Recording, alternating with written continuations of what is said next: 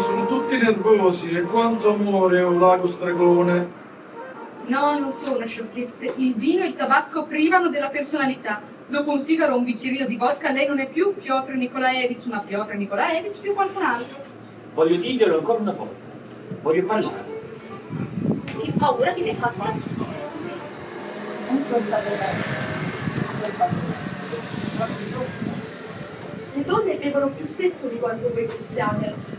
Il vino rosso è una birra per Boris Aleksevich. Mettetevi qui sul tavolino. Giocheremo e berremo. Nina, di nuovo, Nina.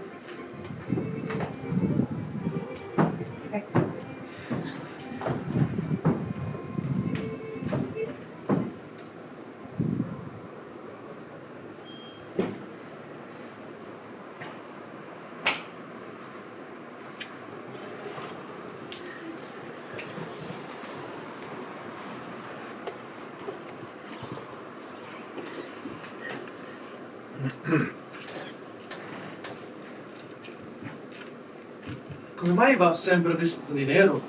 Ho più lutto per la mia vita, sono infelice.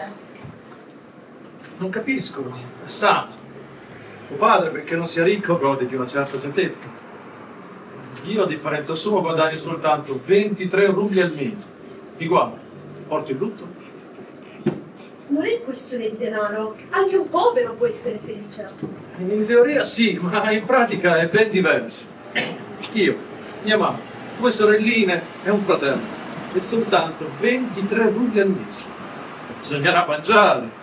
E lo zucchero e il tabacco, bisognerà arrangiarsi.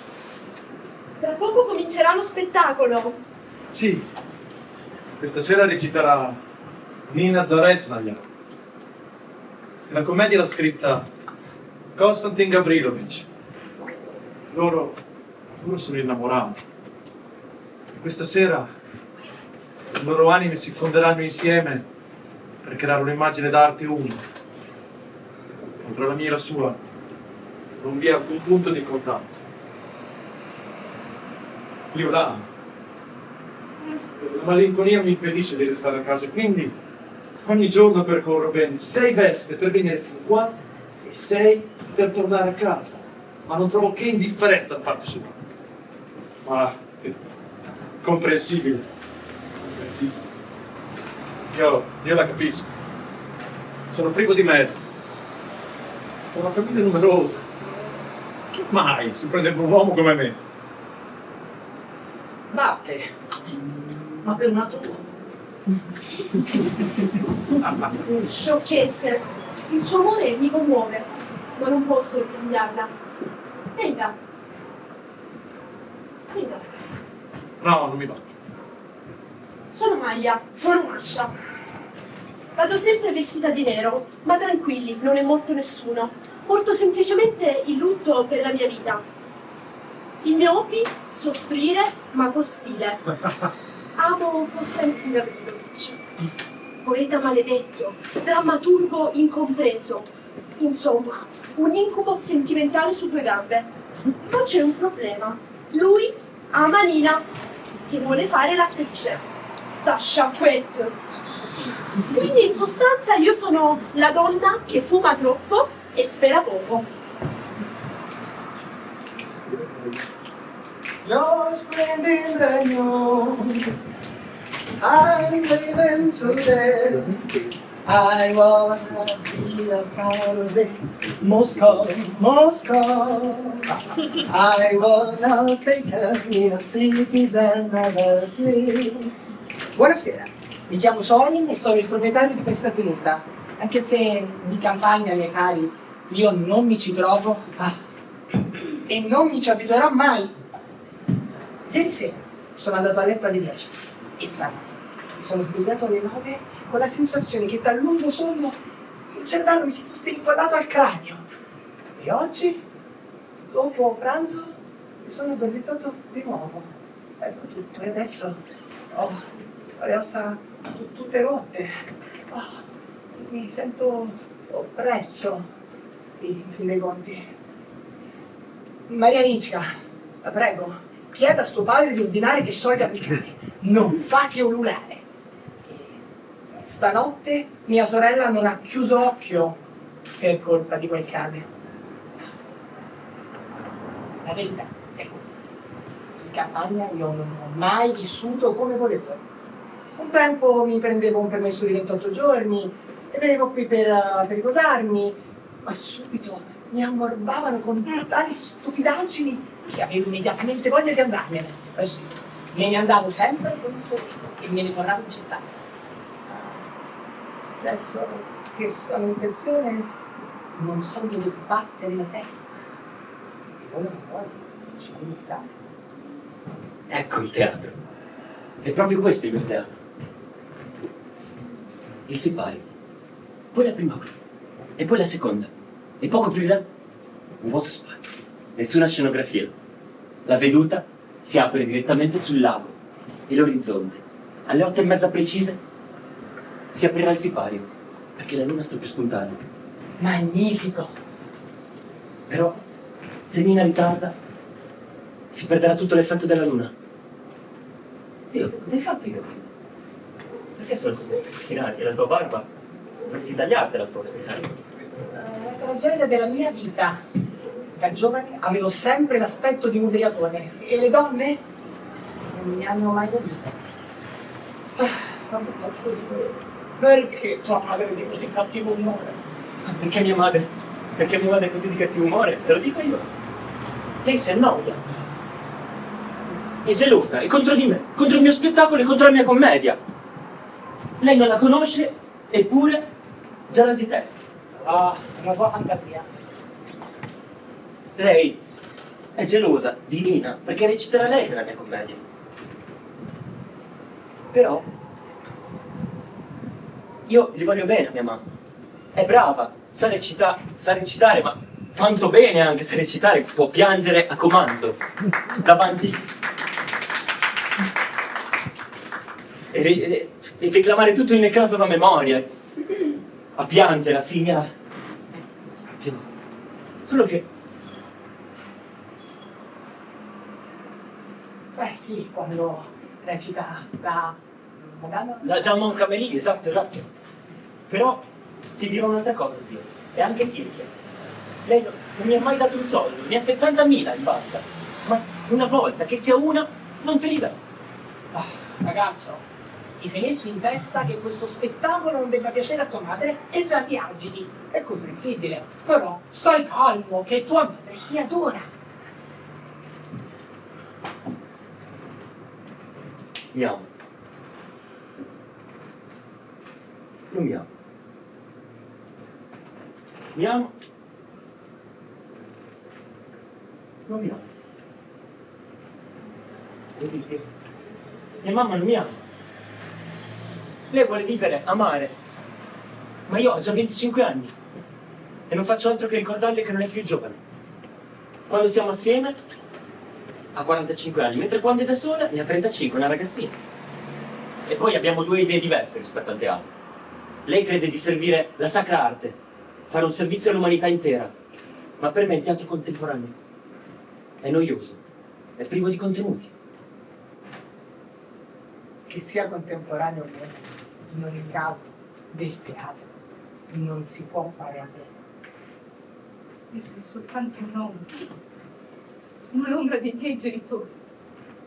Avete in me, sapete, parla solo l'egoismo di un comune mortale, ma mi rincresce che mia madre sia un'attrice illustre. E se lei fosse una donna comune, io sarei più felice. Avete voi tutti una più pallida idea di che cosa voglia dire essere figlio di due illustri attori. È come essere un involucro vuoto che riflette la luce degli altri. Aiutato, senza un'identità precisa. Non ho alcuna attitudine, nessun talento. Quanto denaro, non ho nemmeno un centesimo, eppure Dal passaporto su di sé. Borghese di Kiev. Mio padre era infatti un borghese di Kiev, ma io... Chi sono? Che cosa sono? Al di là della mia condizione sociale, al di là di mia madre, chi è Costantino Gavrilo? È un decadente. È una vita. Pure io sento che c'è qualcosa che non va intorno a me. E allora io scappo come Maupassant scappava dalla Torre Eiffel che prendeva il cervello e la sua banalità. Sono necessarie nuove forme. E se non ce ne sono, allora è meglio niente. Ma piuttosto, che tipo è quel romanziere? Oh, sì, si stenta a comprenderlo, sempre così silenzioso. Chi? Ti ricordi? Certo. Ma sai, dopo che hai letto Tolstoi, non è necessario che lo leggi da te. Ah, io amo i letterati. Quando ero giovane inseguivo convinamente due desideri: prendere moglie e diventare letterato. Come non me ne è riuscito nessuno e neanche l'altro. Ma nonostante questo, essere letterati, sempre mediocri, credo sia comunque piacevole.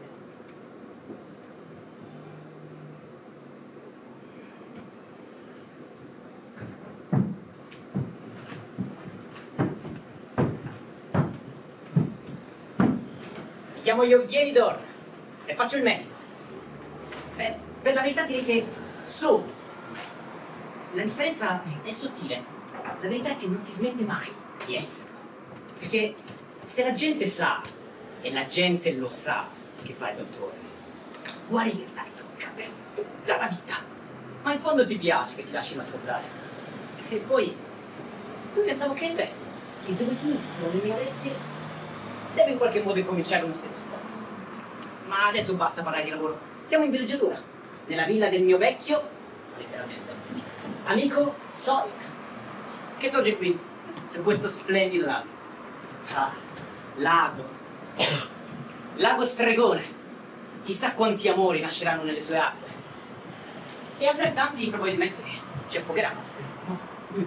Tra poco inizierà lo spettacolo e se Nina non arriva in tempo si perderà tutto.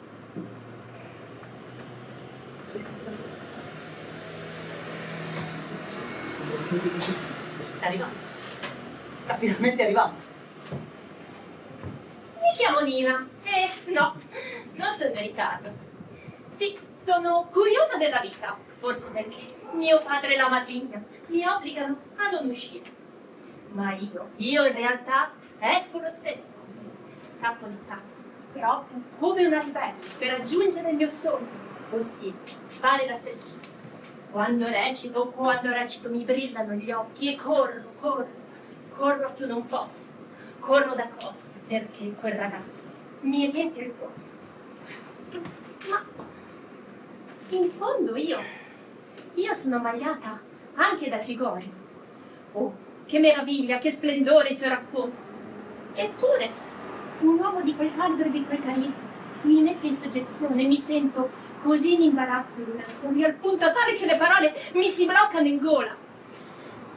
Vorrei tanto far bella figura di nazione. Provo un senso di profonda timidezza. La mente mi si annabbia, non riesco a ricordare le parole del mio copione. È più forte di me. Desidero che mi guardi con ammirazione e senta la passione del mio cuore. Mia musa. Non sono in ritardo, vero? Non sono in ritardo. No, tesoro, no. Tutto il giorno sono stata inquieta. Avevo tanta paura. Temevo che mio padre non mi lasciasse venire. In realtà è uscito ora con la matrigna. Cielo rosso, già inizia a spuntare la luna. Gli dico, io ho spronato il cavallo, l'ho spronato e sono contenta. Ma non si direbbe da quegli occhi gonfi di lacrime, tesoro, eh no? Non va mica bene. Ma non è niente. Vedete come respiro a fatica? Bisogna far presto. Tra mezz'ora devo andare via. Mio padre non sa che sono qui, per carità, non mi trattenete. Sì, è vero, zio. Non mi trattenete. Sta per cominciare lo spettacolo. Vai a chiamare Vado a chiamare gli ospiti. Musica! I live in today. Mio padre e la matrigna non sanno che sono qui. Dicono che voi venite da Vognello e dicono che io voglia fare l'attrice. Ma In realtà io sono attratta dal mare, proprio come un gabbiano. Il mio cuore è pieno di blu. Sembra che ci sia qualcuno.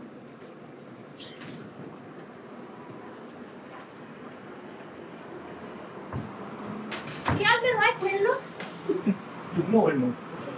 E perché è così scuro? Perché di notte tutte le cose diventano più scure. Resta, dopo lo spettacolo, ti prego. Non è possibile, non è possibile. Tu si può.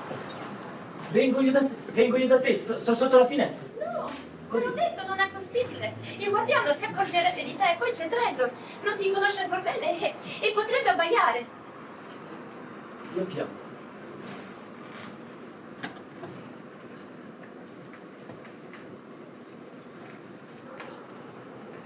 C'è già la luna che sta spuntando. Sei pronta per lo spettacolo? Sei inquieta? Sì, sono molto inquieta. Tua madre no, non la temo. Ma da voi c'è Grigori. È uno scrittore famoso. Provo una profonda vergogna a recitare innanzi a lui. È giovane. Abbastanza. E i suoi racconti li avete letti? No, non li conosco. Presto. Ma come? Prendi il tuo libro. Come? Ma come? Dobbiamo andare. Dietro.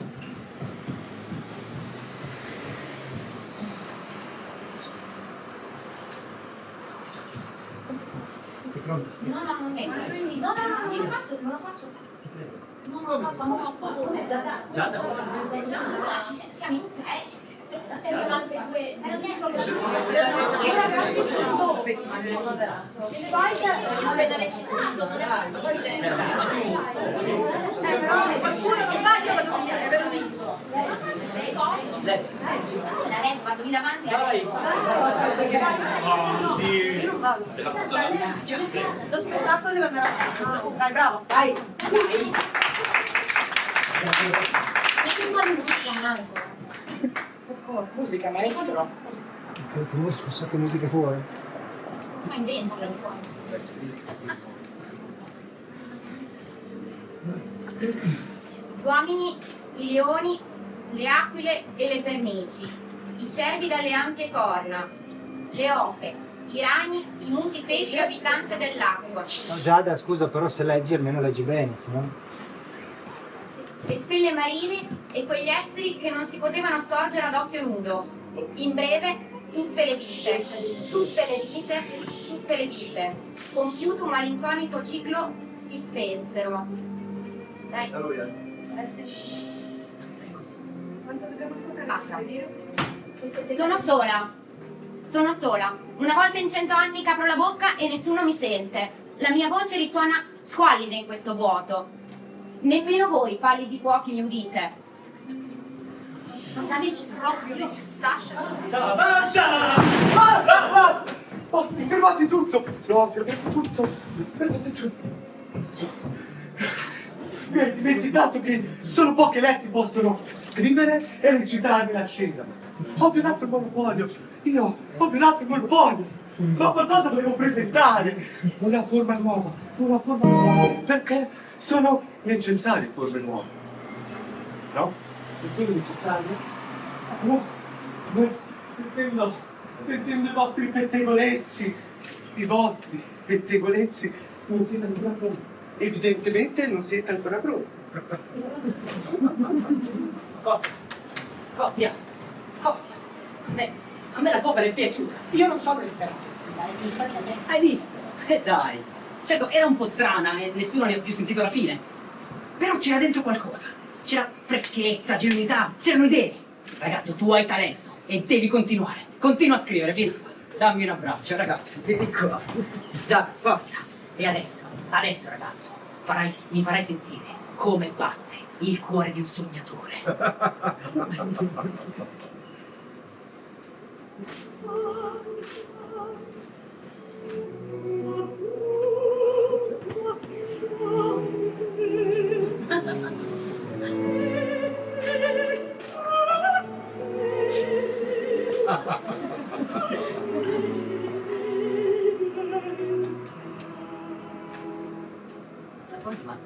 Canta, costati. Il tuo spirito creativo ti fa elevare da questa terra. Devi continuare a scrivere, ragazzo. Non devi mai smettere di scrivere, ma soprattutto non devi mai dimenticarti perché scrivi. Ragazzo, credo in te, non mollare. Però devo andare da Nina. Dov'è Nina? Dov'è? Dov'è? Dov'è? Dov'è? Vieni qua, mettiamoci due davanti all'altro.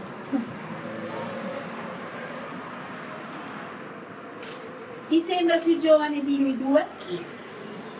E perché? Perché? Perché io sono in continuo movimento. E invece tu sei sempre qua, sei sempre nel solito posto, non ti muovi mai. Io ho l'impressione di essere nata da un lunghissimo tempo. Mi sento così stanca e mi sembra di trascinare la mia vita come un lunghissimo strascico. Lo so, possono sembrare sciocchezze. Bisogna vivere con più leggerezza. Trascina di mio noi. Io ho una regola. Io non guardo mai al futuro. Io vivo, mia cara, vivo. Vivo per il teatro. Il teatro. Il teatro è l'unico luogo dove posso essere veramente me stessa. Ogni parola è importante. Ogni gesto è un riflesso di qualcosa. È vanità? No. È solo il modo in cui mi tengo viva. Non è solo desiderio di ammirazione. È qualcosa di più profondo. È paura. È la paura di essere cancellata, di essere dimenticata nel nulla. E quindi che faccio io? Io che faccio? Recito e recito ancora, come se ogni applauso fosse l'unico modo per non sentirmi su. E ora ci dà bene questo applauso.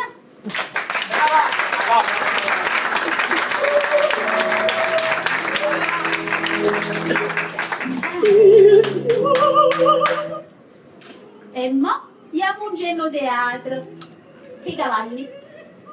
Dove sono i cavalli, Ci sono i cavalli, Avete preparato i cavalli? Ha detto dove sono i cavalli?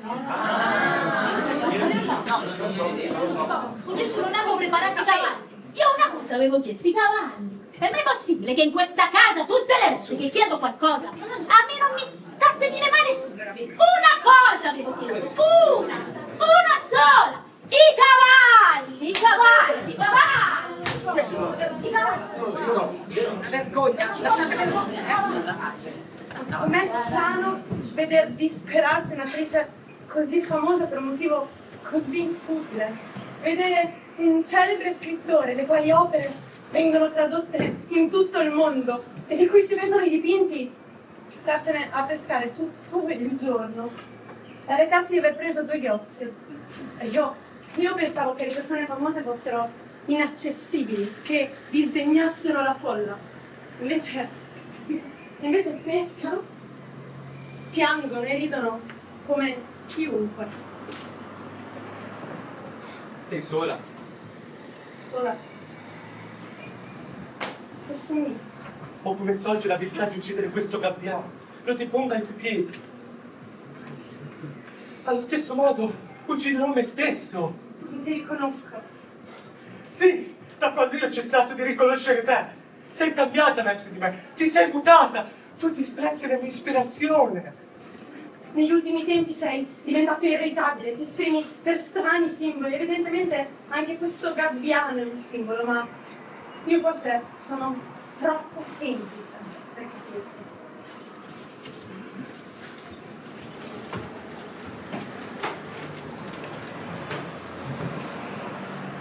Tutto comincia quella sera, quando la mia commedia canta così scioccamente. Le donne non perdonano dei successi. Ho bruciato tutto sino all'ultimo pezzetto. Se tu sapessi come sono infelice. La tua improvvisa freddezza è orrenda, incredibile, come se nello svegliarmi vedessi questo lago tutto d'un tratto, dissecato, finito a fondo terra. Hai detto che sei proprio semplice per capirmi. Che c'è da capire? La mia commedia non è piaciuta. Tu disprezzi l'ispirazione, mi consideri mediocre, una nullità, come i tanti. una novità. C'è un chiodo che mi succhia come una serpe. Succhia come una serpe. Eccolo. Eccolo. Ha ottenuto qualcosa in mano con una pesca. Questo sole non ti si è appressato e tu già sorridi. Il tuo sguardo è sciolto ai suoi raggi. È sciolto ai suoi raggi. Ma non starò qui a disturbarlo. Buongiorno, Boris. Buongiorno, mia cara. Sa, purtroppo a quanto pare le circostanze ci sono sfavorevoli. Pare che partiremo oggi stesso. E mi dispiace perché non mi capita spesso di incontrare una ragazza così giovane e attraente come lei. Vorrei così tanto provare anche solo per un'ora cosa si prova a essere nei suoi panni. E io vorrei essere al suo posto. Perché?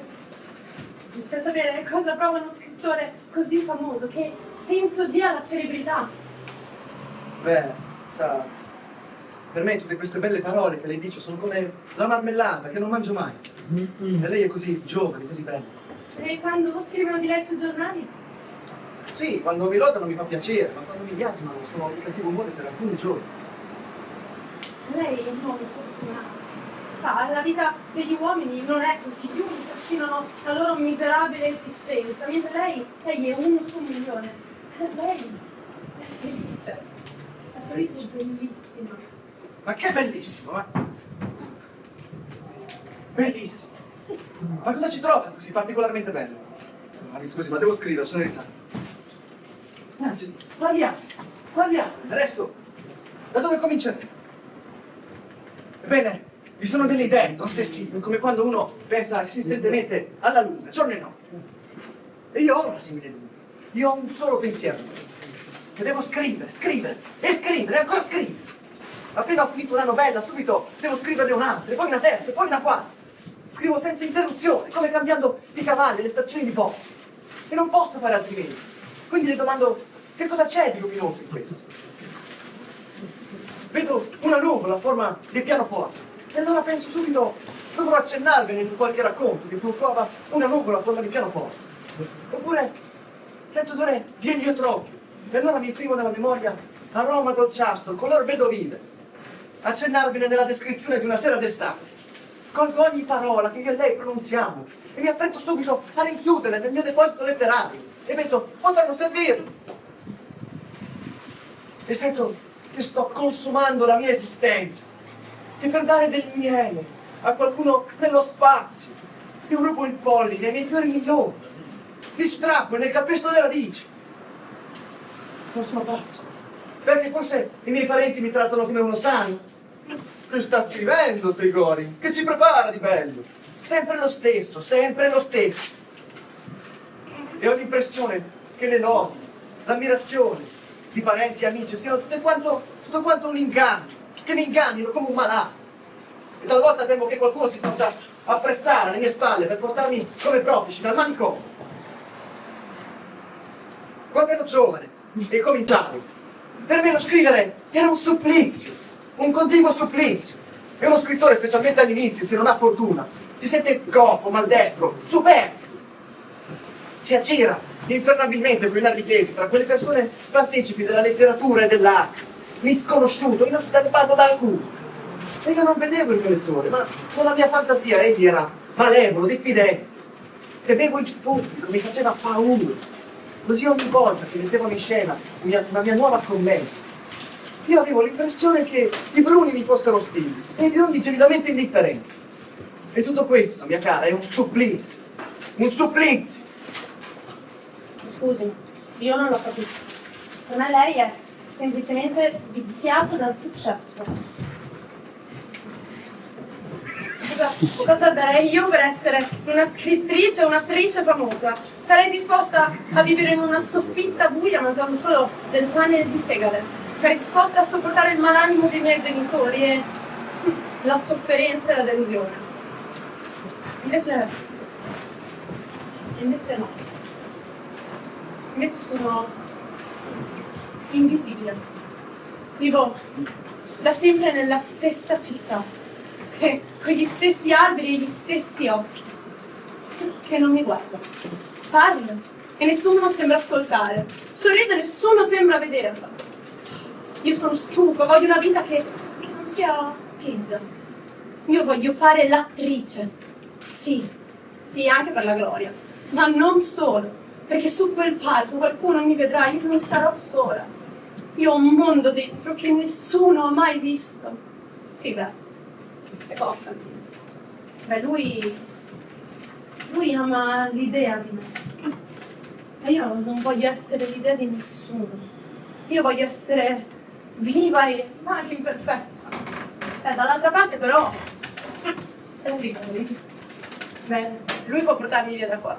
E quando mi guarda, anche solo per un istante, mi sento di esistere. Anche se potrei scoprire che lontano da qua c'è della solitudine. Però almeno sarà una solitudine mia, una solitudine cercata, una solitudine vissuta. Io voglio solo volare. Come un gabbiano. Come un gabbiano.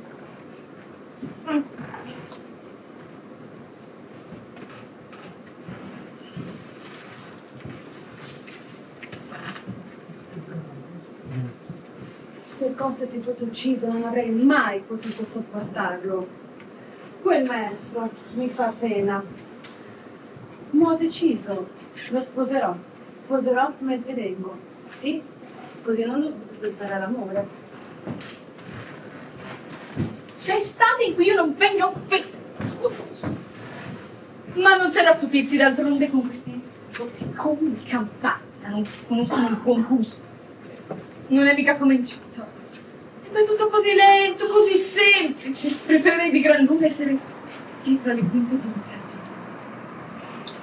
Ma una volta cosa credete, anche qui c'era la bella vita di campagna, musica e spettacoli intorno al lago. Canzoni e storie d'amore che mi eccitavano. Ora sono invecchiati tutti, sono tutti vecchi. Pure l'allora irresistibile dottor Doran.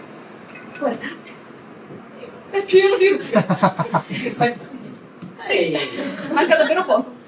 Beh, in effetti ora che ci penso, l'unica che non pare invecchiata nemmeno di un giorno sono io. Ma ci stupiamo? Bisogna sapersi tenere. Insomma, che io permetta a me stessa di uscire di casa sia pure in giardino, in blusa o a ruffa. Non sono certo una sciattura. Qualche d'un'altra. Però oggi sono qui. Capisco perché Constantine ha deciso di provare ad uccidersi.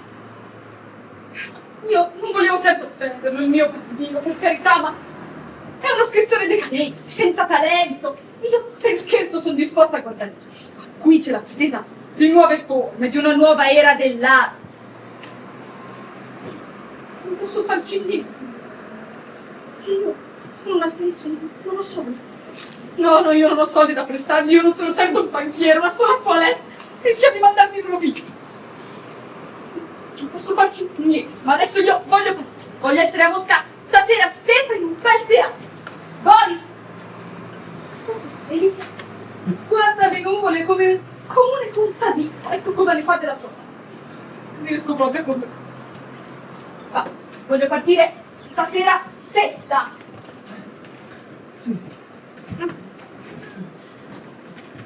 Ancora qui. L'aria stasera è particolarmente umida. Si sente l'odore del lago. Un odore che per loro è romantico. Ma per me non sa che di zanzare di notti che mi irrigidiscono le ossa. Un insegnante. Ecco cosa sono. Un umile servitore della conoscenza. Ah, la conoscenza non riempie la pancia, non paga nemmeno l'affitto. Un animo nobile che educa le giovani menti, belle parole, parole che non valgono un rublo in più sul mio già misero stipendio. Io io loro li osservo, sapete? Li osservo. Tutta questa gente che vive qui, attori, scrittori, cosa fanno ora? Artisti, no?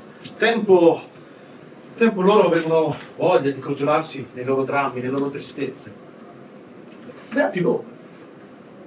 Io non ho tempo per queste cose, io ho i temi da correggere, io ho i registri da compilare, ho i genitori che si lamentano dei voti.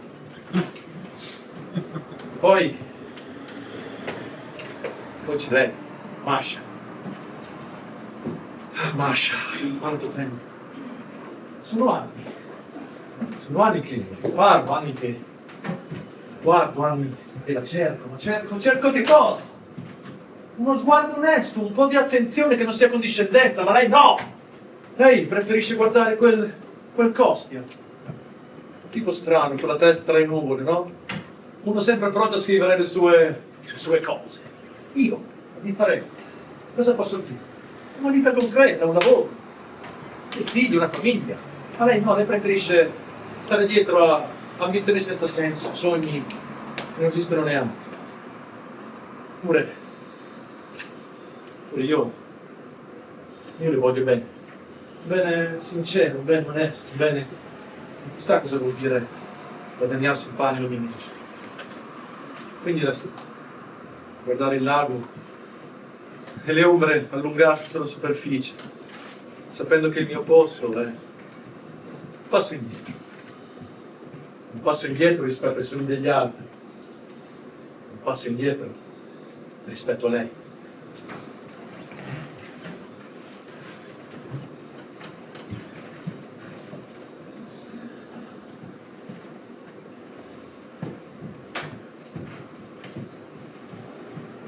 Mamma, prego, mettimi la benda, tu lo sai far bene. Prego, mamma. Dottore? Il dottore in ritardo, prima delle 10 non sarà qui. Beh, sì, dai, veloce. Grazie. Se così del tutto cicatrizzati, sono rimasti appena il segno. Non è è stato orribile, figlio mio. No, mamma, è stato solo un gesto di folle disperazione che non si ripeterà più, no? Non riuscivo a dominarmi. Oh, hai le mani d'oro.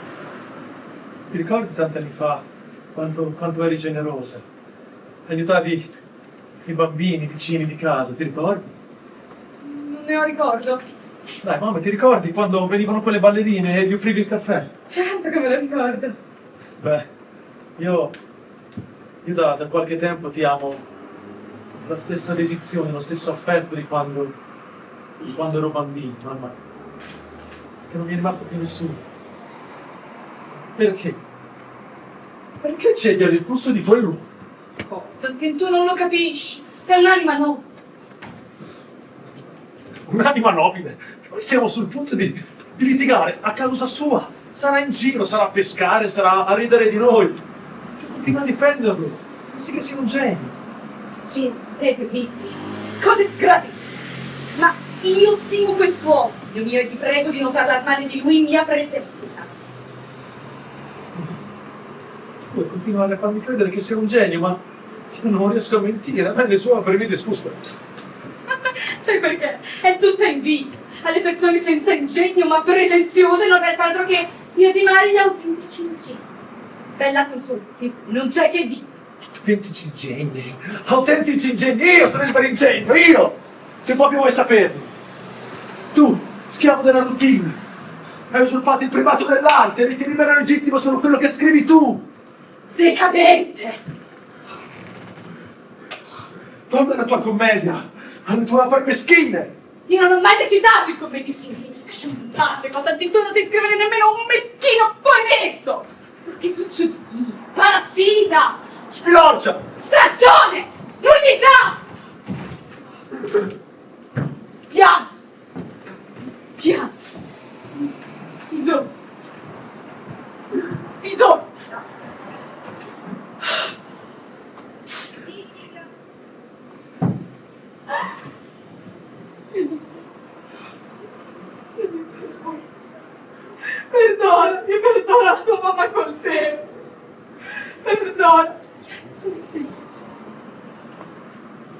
mamma, sono infelice, io ho perduto tutto. Lei non mi ha, io non so più scrivere. Tutte le speranze sono sfumate. Lui andrà via, lei tornerà a volerti bene. Basta, abbiamo fatto la pace. Va bene. Non c'è bisogno di litigare, vero? Non c'è bisogno. Ma permettimi, ti prego di non incontrarlo, sarebbe veramente troppo penoso per me.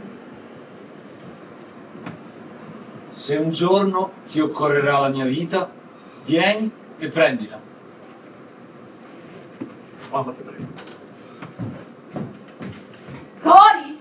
Oh, Spero che tu abbia fatto le valigie. sì, Sei pronto? sì.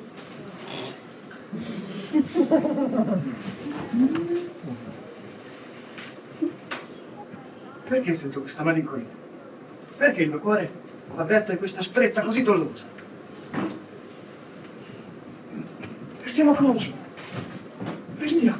Io so. Cerca di dominarmi. Sei alquanto ubriacato. Si sa, anche tu sei intelligente, ti prego, ragione. Comportati da amica. Lasciami fare.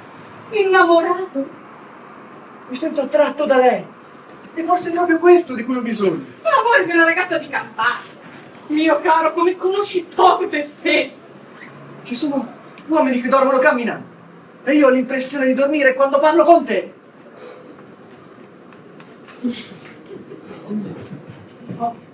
No, Boris, io sono una donna comune, con me non si può fare così. Non mi tormentare, riso pupù. Ma tu se vuoi puoi essere straordinaria. Pensa a un amore puro, giovane, e immacolato, che possa trasportarci in mondi di fantasie. Solo questo sulla terra può dare felicità. E io quando ero giovane non ho mai avuto l'opportunità. Ero impegnato a bussare alle porte delle redazioni, a lottare con la miseria. E adesso che finalmente questo amore è arrivato e mi attira, ma che senso avrebbe sfuggire? Tu sei impazzito!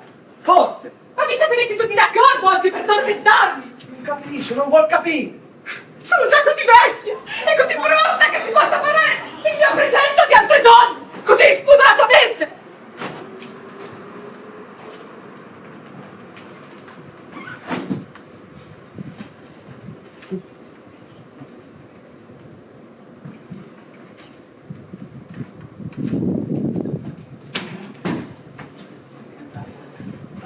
Senti, senti.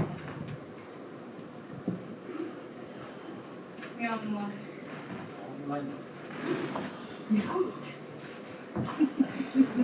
Mio meraviglioso.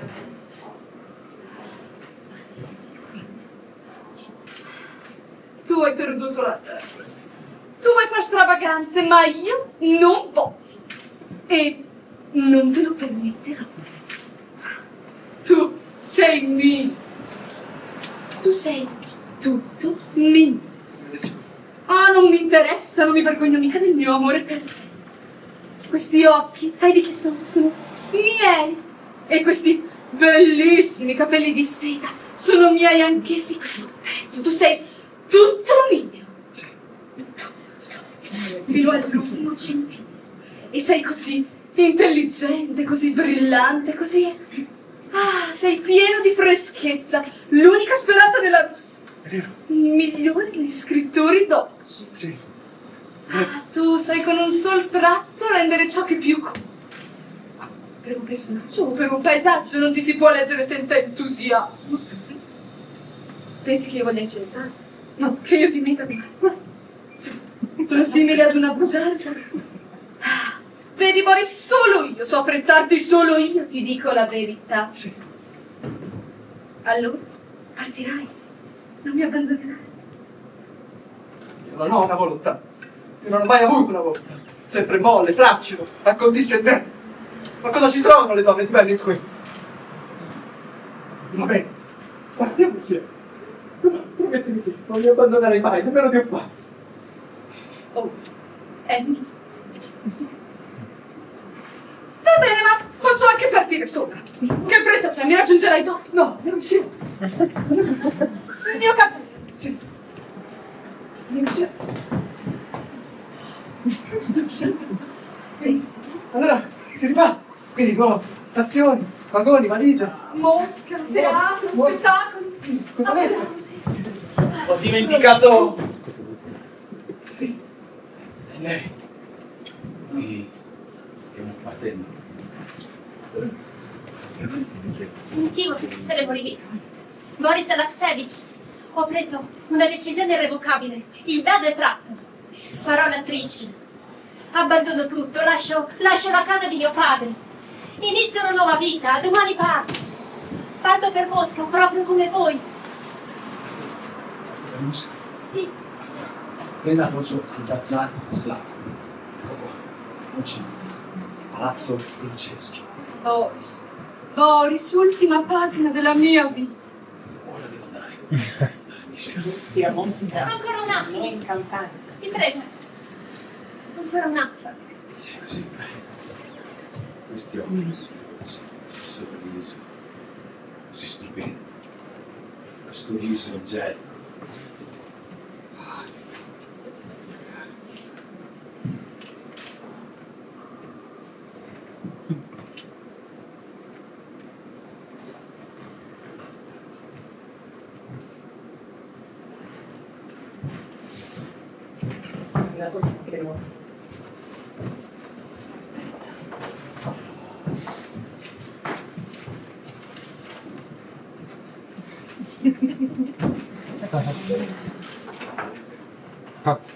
Masha?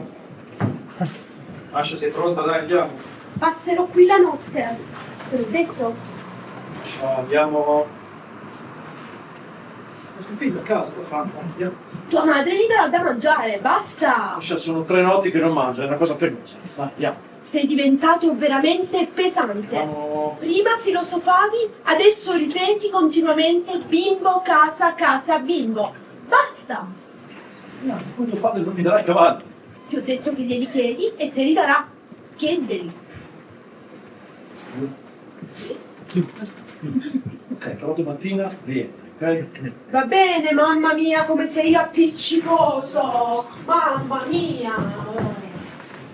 Sorin, vecchio amico, posso offrirti qualcosa? Cosa? Tisana, un tè, 2 gocce di valeriana, un bicarbonato. Ti chiedo un caffè. Un caffè. Sì, Alla tua età, certo. Oh, insomma, chiedo solo di vivere un pochino. a 62 anni. E allora? Ricominciamo a fare filosofia. Deve essere un supplizio. Un po' come queste serate di campagna. Sempre le stesse da anni. Ma tutto. È pronto. Ricordate, qualche anno fa, la commedia di Costi. Sì, certo che la ricordo, mi piace un sacco. Oh, chi avrebbe mai detto che sarebbe diventato uno scrittore così famoso? Io ci ho sempre creduto. Che bravo una ragazza. Ma invece, la ragazza, che sensazione, una di notizie. Nina. Sì. Beh, lei si è trasferita in città. Che lei? Ha seguito il grande amore Trigorin. Pensa che i 2 hanno avuto tironi. E purtroppo il bambino non è sopravvissuto per più di una primavera. Alla morte del parvolo, lui si è stancato di lei. Ed è tornato dai suoi vecchi. Ma certo, potevamo settarselo tutti. In fondo non ha mai avuto il carattere per lasciare l'Arcadina. E quindi ha passato 2 anni facendo il furbo, destreggiandosi un po' tra una donna e l'altra. Parlava poco quell'uomo, e io delle persone che parlano poco, no? Sempre detto. Comunque, da quel momento pare che la vita privata della povera Nina sia stata un disastro. E come comincia? Uscita? Guarda, pare ancora peggio. Ha iniziato a recitare in un piccolo teatro in una zona di villeggiatura a Mosca. Sceglieva per sé sempre delle parti importanti, altisonanti, però poi sul palco, ammettiamolo, era poca roba. Recitava alla grossa e si muoveva male. Insomma, c'era qualche momento ogni tanto in cui inondava la sala di emozione. Ma erano solo momenti, e quindi è impossibile che esca una ragazza che sia davvero una lei. Che dispiacere. Era davvero una ragazza incantevole. Sai, ho saputo che è tornata qui, proprio una settimana fa. Non so se lo sa. E comunque, anni. Dato tanto non fuori adesso. di cadere io stesso, poco a poco nella routine. Sì, mi vado sempre più convincendo che non si tratta di forme vecchie o di forme nuove, ma del fatto che l'uomo scrive perché influisce liberamente dall'anima, senza pensarci alle forme. Ho voluto tanto questi vestiti, li ho amati, sofferto, e adesso che li ho, la vita si è fatta per me insopportabile. Io capisco perché scrivo e mi rendo conto che non mi voglio questi vestiti. Quello che è importante non è l'apparenza, non sono le parole, ciò che le muove.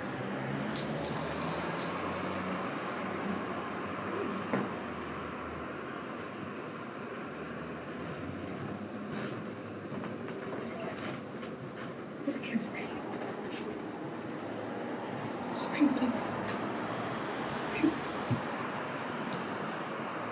Sono questi vestiti, c'è.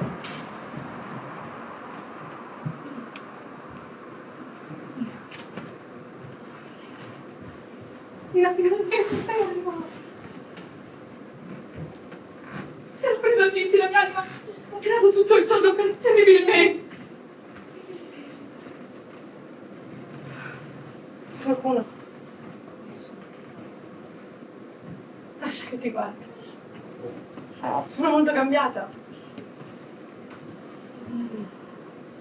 Sono stati più grandi.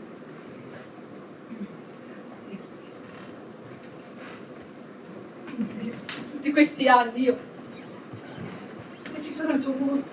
So che sei qui da una settimana, perché non sei venuta prima a trovarmi? Ho aspettato sotto la tua finestra come un accattone. Io avevo paura tu mi odiassi. Sin dal giorno del mio arrivo io mi sono aggirato qui sotto senza decidermi ad entrare. Oh, se tu sapessi. Sediamoci. Sediamoci e parliamo. Io sono un gabbiano. Sì. Non piangi. Non fa niente. Non fa niente, erano 2 anni che non prendevo. Sai, ieri sono andata per la prima volta in giardino a vedere se ci fosse il nostro teatro ed era ancora lì. Per la prima volta dopo 2 anni ho pianto e ho avuto sollievo. Adesso non piango più. E quindi tu sei diventato uno scrittore. Tu scrittore e io attrice. Dio maledetto, ti ho odiato. Ho strappato le tue lettere, le tue fotografie. In ogni istante mi rendo conto che la tua anima è legata a me per sempre. Da quando ti ho perduta, da quando ho iniziato a pubblicare, la vita si è fatta per me insopportabile.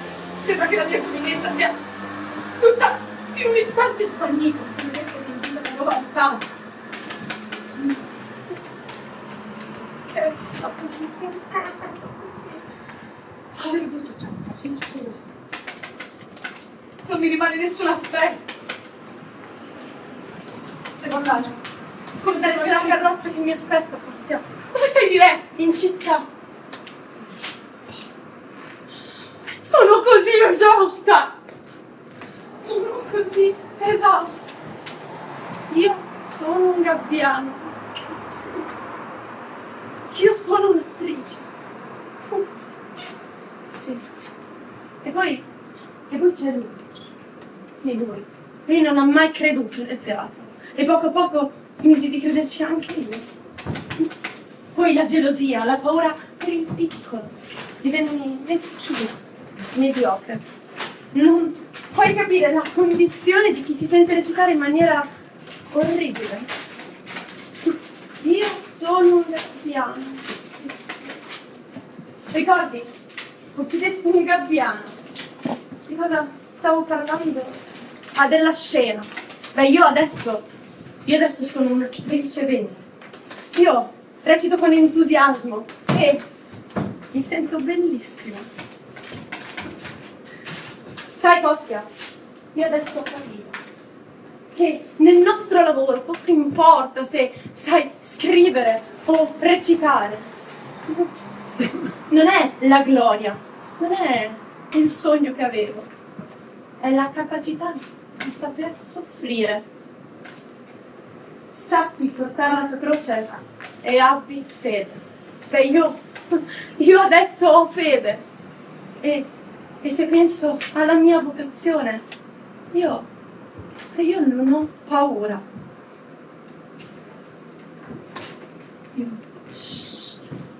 Costa, e adesso devo andare, sono esausta, c'è la carrozza che mi aspetta.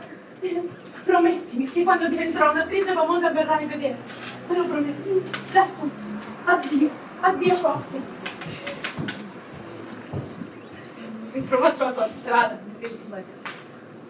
Io mi aggiro ancora in caos, chimere, immagini, senza sapere il perché di tutto questo e a chi questo sia necessario. Io non ho fede e non so in cosa consiste la mia vocazione.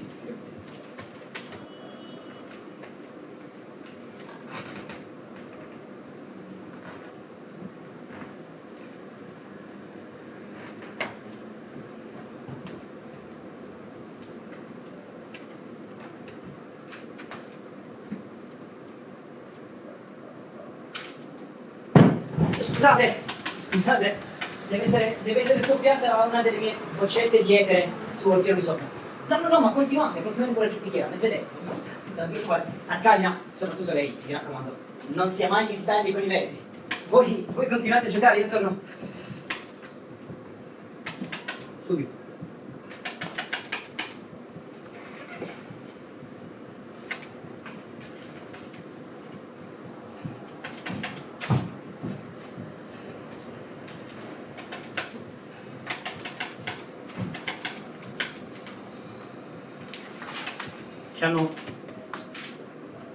Ci hanno sempre raccontato che abbiamo una sola vita.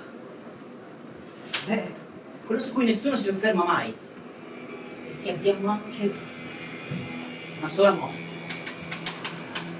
E oggi Costi ha deciso di essere padrone del proprio. Ha deciso di guardare dritto nel suo terribile occhio nero questa maledetta rivoltella e non ha avuto paura di mirarle lo sguardo.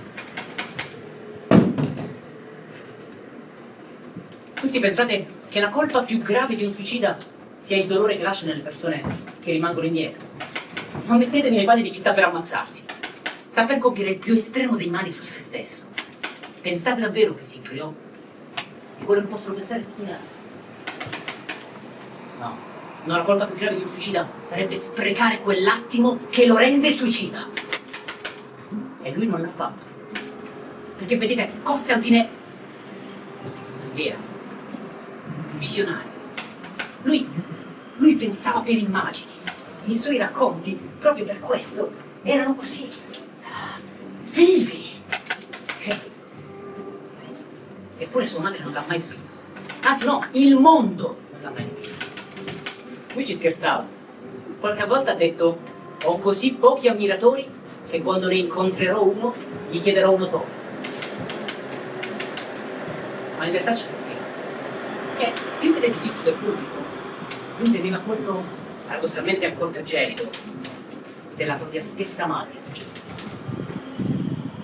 La sua commedia 2 anni fa, quella è stata oggettivamente un fiasco. E lui non ha retto l'umiliazione e si è sparato. Ricordo ancora tutto il laudano che ho dovuto somministrargli nei primi giorni, perché con tutto quell'oppio che aveva dentro per placare il dolore, il suo io sembrava disciogliersi. E a quel punto non era più se stesso, era Costantine più qualcun altro. E durante quelle fasi di confusione mi ha rivelato di averlo fatto apposta. Lui ha scelto di ferirsi senza farla finita. In quel giorno non ci sono mancate né la mira né tantomeno il coraggio. Lui voleva crearsi abbastanza dolore da ricordare all'Arcadina di essere una madre. Chissà quanto ha sofferto quando ha scoperto questa virtù.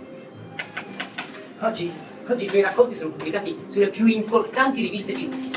E pensate un po', sua madre si rifiuta ancora di leggerli. Eppure non ha mai smesso di lottare per l'alba di una nuova rivoluzione letteraria. Sulla produzione artistica di Konstantin Gavrilovich si può dire tanto, ma sicuramente non è mai stata interrotta dalla mancanza di idee, piuttosto dal fatto. E ora è calato è semplice. L'angelo del silenzio.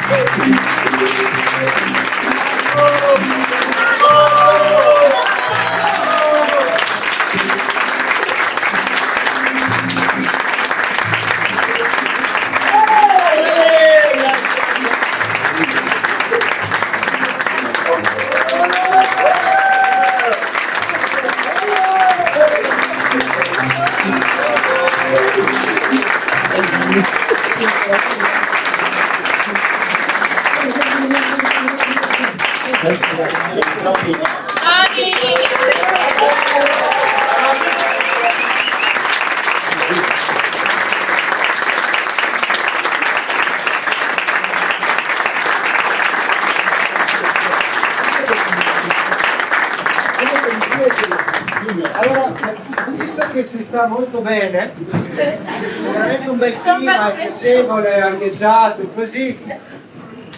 Perché siamo stati? Le scarpe facevano caldo. No, vi rubiamo ancora qualche minuto perché come di consueto ci piace sempre creare un piccolo feedback con gli spettatori, amici e colleghi.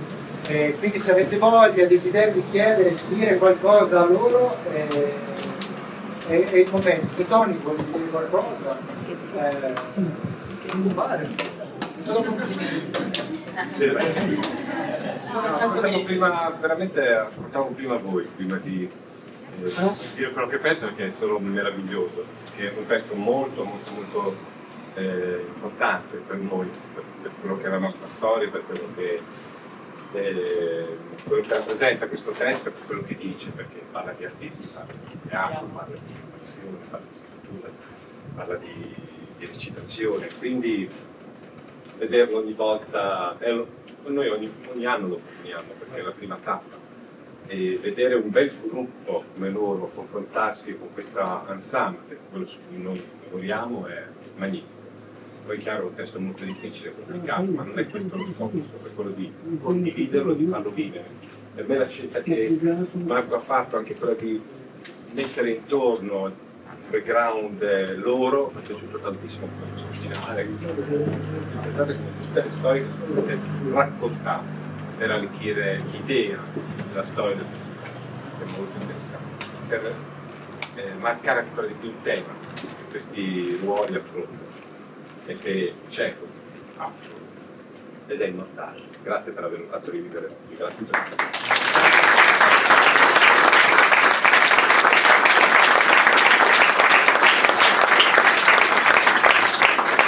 Quello che avete sentito è tratto dal Gabbiano di Chekhov, ma molto di quello che hanno recitato l'hanno proprio scritto loro, ispirati dall'opera. Questo è proprio lo studio che a noi piace fare nel primo anno, proprio per capire chi siamo come artisti, dove vogliamo andare, qual è la nostra ricerca. Quindi molti di loro, e quello che hanno proposto anche, lo hanno fatto loro, noi li abbiamo aiutati a creare un pensiero creativo, no? Poi loro hanno lanciato le loro idee, le proprie proposte di testo, di struttura e anche di chi fa cosa. Non è mai stato detto tu fai, no, questo no. Sempre totale libertà creativa e interpretativa. E questo quando hai la possibilità di avere un gruppo con persone che hanno molto coraggio, il desiderio di ricerca, di mettersi in discussione e di stare insieme, perché poi anche stare insieme un'ora sulla scena è un esercizio complicatissimo, e ognuno di loro era comunque vivo in scena, con delle piccole micro appuntamenti, dei dialoghi, degli sguardi, era molto interessante, sono bravissimi, ragazzi. Poi un'ora a sessione. Oh, non è. Quindi tanta roba, bravi.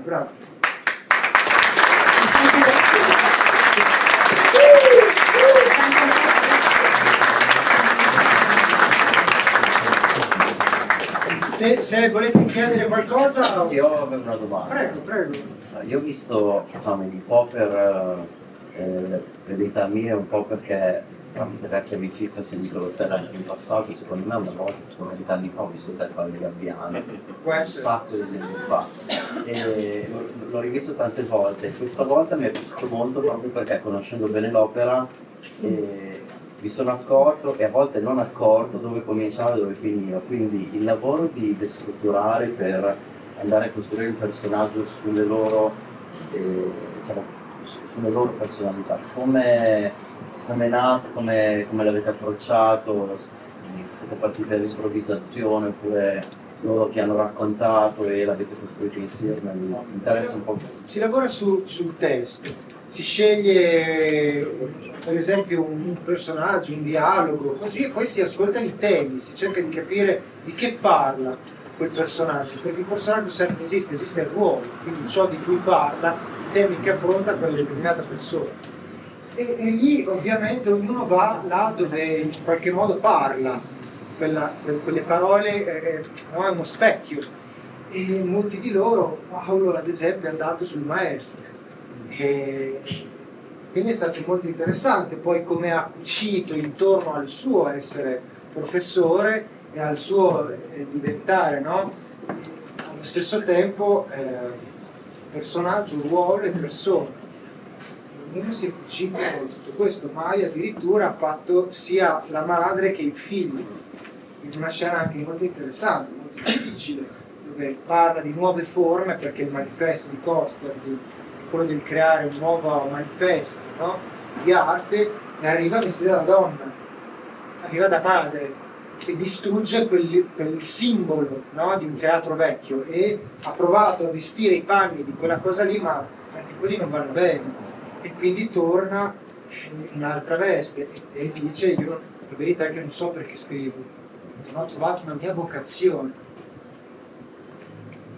È un processo, questo è l'inizio di un processo che ha bisogno di molto tempo. E questo testo ti dà la possibilità di interrogarti tanto su cosa significa essere artista, cosa significa essere creativo, creatore. Un'altra domanda. Io la domanda.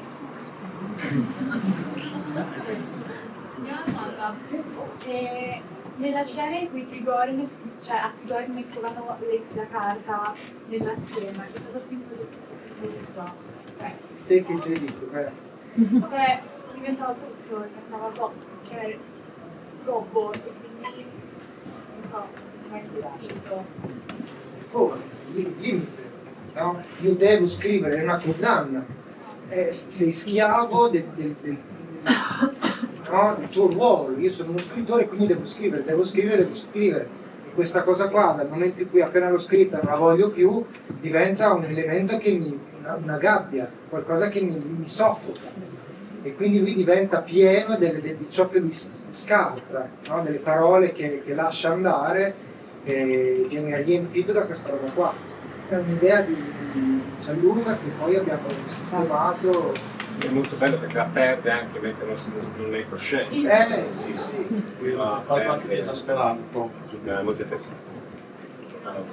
Tante immagini. Ho apprezzato molto proprio le immagini, come usare come si chiama? Bellissimo. Bravo. È molto bello misurare l'amore, misurare il sentimento, misurare le cose, ma tante piccole cose mi sono piaciute molto perché vuol dire che ci sono entrati, non è così scontato che un allievo arrivi con una proposta e con un'improvvisazione, quindi significa che questo siamo riusciti a far parlare il testo nella loro mente, una parte sensibile, ecco, una parte sensibile che è quella dell'artista che vive in noi, al di là del mestiere che c'è. Quindi mi è piaciuto veramente tanto. Sì, su questo battiamo molto. Abbiamo rotto molti coglioni sul fatto di dire tanto di dire pensate, quando siete in scena non ripetete il testo, ma pensate a cosa accade, lasciate quella cosa deve accadere. L'idea che nel quarto atto piove, che il teatro è distrutto dal tempo, la macchina a scrivere che è la macchina dove lui scrive le scene, questa parte della struttura del testo, sentirla esprimersi come gocce di pioggia, anche lì, magari chi leggetevelo perché è un'opera che si legge volentieri, in modo da apprezzare ancora di più il lavoro che oggi è stato fatto, perché per alcuni ne assorbe solo la superficie, ma se lo si conosce si capisce anche il tipo di sensibilità che c'è stato in questo lavoro, che chiaramente è molto intonso, quindi è difficile a volte anche da digerire, ma per noi che lo facciamo è qualcosa, una materia che vibrà nel loro animo per tanti. Quello che tu citavi, questi anni ha fatto? Marco, 22 anni il lavoro che hai visto. Nasce 22 anni fa, dove Marco recita. Qui c'è un altro ragazzo che l'ha fatto altri 15 anni fa, questo testo. Bellissima, eri all'obiettivo, eravamo insieme, c'era il pito d'acqua. È stato 17 anni fa. 17, davvero sì. No, poi è bello che mi sono seduto vicino ai nonni della Giada, senza mare, qui io sapevo chi fossi, e lo è, ma che piano, che cosa è stato bellissimo vivere anche l'emozione, sentire quello che arriva da parte dei parenti, degli amici. Molto interessante, molto piacevole, molto bello, molto vivo. Devo ritornare allo stage, per quello mi piace, perché come diceva Marco prima, si ritorna alla base, una struttura dove tutto nasce, perché quest'anno compie 30 anni lo stage, quindi lascia un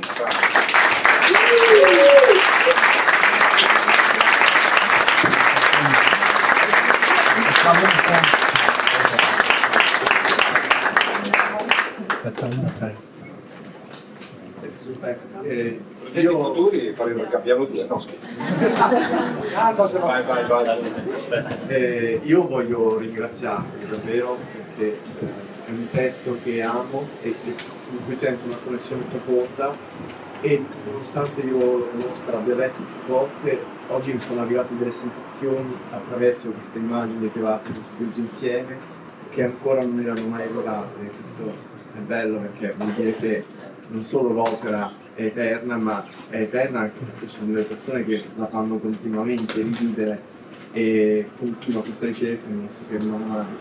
Quindi questo è il modo migliore per onorare anche il messaggio di Costa su un'arte che non si deve mai fermare nella propria ricerca. Quindi grazie per questo.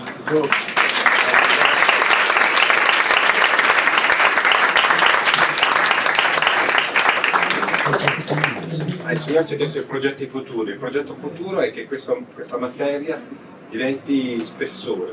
Questo è il progetto futuro, perché è un lavoro molto difficile poi da interpretare, i personaggi sono veramente complessi, perché si parla di sentimento puro, ma il fatto che loro l'abbiano affrontato e integrato con altre parti gli aiuterà poi ad affrontare altre storie in maniera più interessante ancora.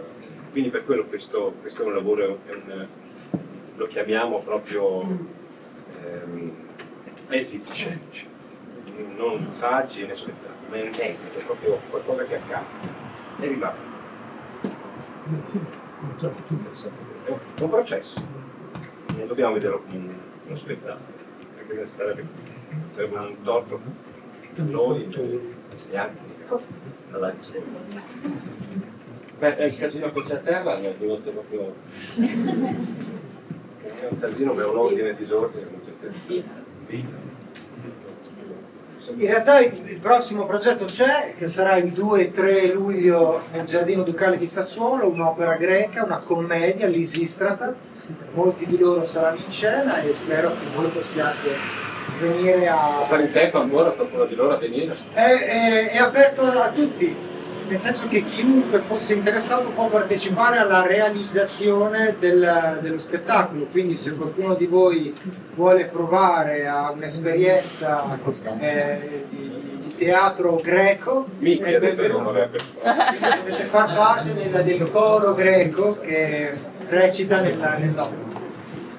Se invece volete lasciare un contributo, questo è... Sì, perché dobbiamo partire per Mosca, quindi ci siamo. E poi l'ultima domanda, prima del spettacolo che è piaciuto, chiaramente l'evento, lasciate un contributo, ma che angolo è quello dietro di te? No. Quindi lasciate un po' dall'oro. Allora, lasciatelo all'oro. Grazie a tutti.